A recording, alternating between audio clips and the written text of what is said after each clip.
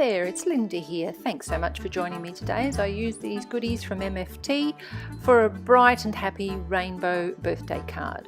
It's a one-layer card, which is very unusual for me, like as in once before in my life. So really what I wanted to show you today is how you can create this rainbow sentiment without ink cubes, because Stephanie from MFT created a beautiful rainbow sentiment just like this with these new birthday blend stamps, but she used the little MFT ink cubes, and of course they're nice and tiny and they fit just over the letters, and that makes it much easier.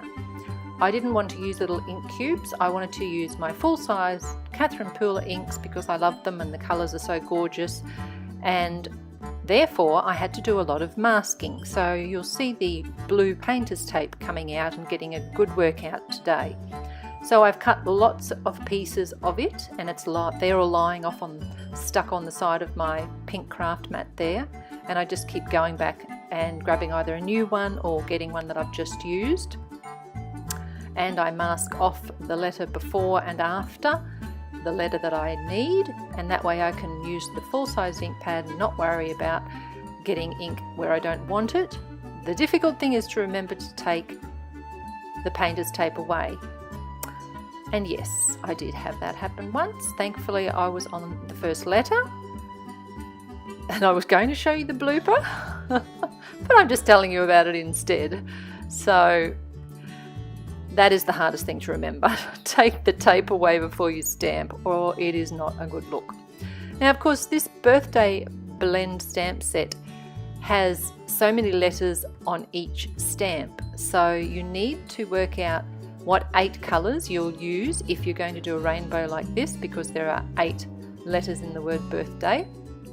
And so once you've worked out your 8 colours, then as you stamp each time, as you ink up, you need to think about which letter is on the other stamp and make sure you leave that one out and move on to the next colour.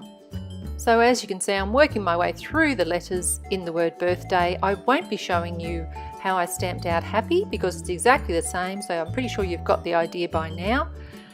And once I had happy stamped in my rainbow colours as well, I then got my Memento Tuxedo black ink out and stamped one of the fun little images from the new It's a Mice Time to Celebrate set, coloured it with my Copics, added some confetti that I just drew myself up above the image, and my card is complete.